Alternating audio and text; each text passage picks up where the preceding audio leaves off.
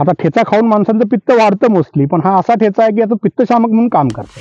त्याच्यामध्ये त्याच्या ज्या कच्ची फळं असतात त्या कच्च्या फळांचा ठेचा बनवला जातो.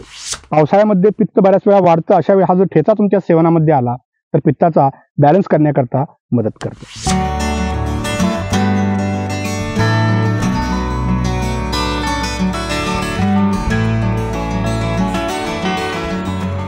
मित्रांनो, आपल्या समोर जे एक प्लांट आहे याचं नाव आहे चिच्चुर्डी.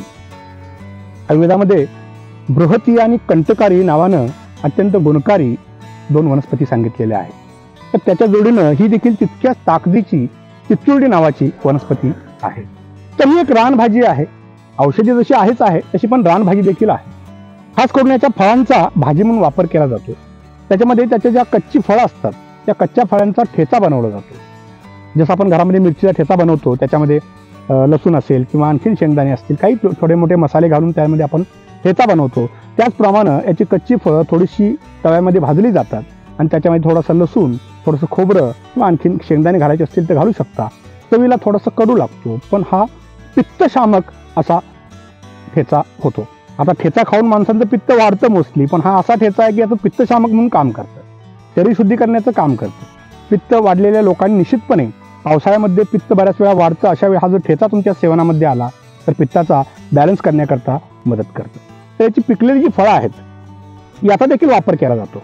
हे पिकलेली फळं आहेत त्याच्या बिया बाजूला काढल्या जातात. पूर्वी आता धूम्रपान निषिद्ध आहे सगळ्यांना माहिती आहे, पण आयुर्वेदामध्ये धूम्रपान निषिद्ध सांगितलेलं नाही. पण कशाचं?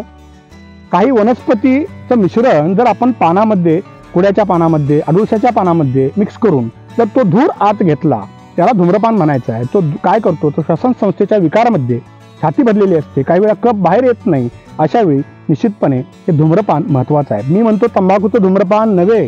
तुम्ही समजाल मी प्रमोशन करतोय, चुकीचं आहे. धूम्रपान हे एक औषधाची पद्धत आहे. फक्त औषधी वनस्पतींचा धूर आत ओढणे, त्यापैकी ही एक चिच्चुर्डी नावाची वनस्पती आहे. सोलॅनम अँग्युई असं याचं बोटॅनिकल नाव आहे. सोलॅनम झॅन्थोकार्पम आणखीन सोलॅनम जे बृहती आणि कंटकारी आहे हे फार महत्त्वाचे आहेत, पण त्याच्या जोडीनं ह्या दुर्लक्षित वनस्पतीला पण विसरू नका. ही देखील पावसाळ्यातच मिळते, पुन्हा वर्षभर मिळत नाही. काटेरी असते. याच्या पानावर देखील तुम्ही बघितलं जवळून पूर्ण पानावर काटे आहेत. सोलॅनेसी फॅमिलीतलं हे औषध आहे. जसं वांग्याच्या खोडातलं थोडक्यात म्हणा, पानावर काटे आहेत. फळं जी आहेत ही पिकल्यानंतर साधारण ऑरेंज पिवळ्या कलरची होतात आणि कच्ची असताना ही साधारणपणे अशा प्रकारची हिरवी असतात. तर हिरव्या या फळांचा ठेचा बनवला जातो. त्यात एक पारंपरिक औषध देखील आहे. खूप वर्षापूर्वी मला एका आजोबांनी सांगितलं होतं की विंचवाच्या विषावरती याचं मूळ वापरतात म्हणे. मला माहीत नाही नेमकं त्याच्यामध्ये किती सत्यता आहे किंवा काय आहे, पण एक ठीक आहे, ऐकीव माहिती म्हणून किंवा तुम्हाला वाटलं रिसर्च करायचं आहे किंवा माहिती घ्यायची आहे, निश्चित आपण घेऊ शकता. कोणत्या ग्रंथाच्या आधारे असेल किंवा पारंपरिक ज्ञान म्हणून चालत आलं असेल तर किती फायदेशीर आहे याचा अभ्यास तज्ज्ञांनी जरूर करावा.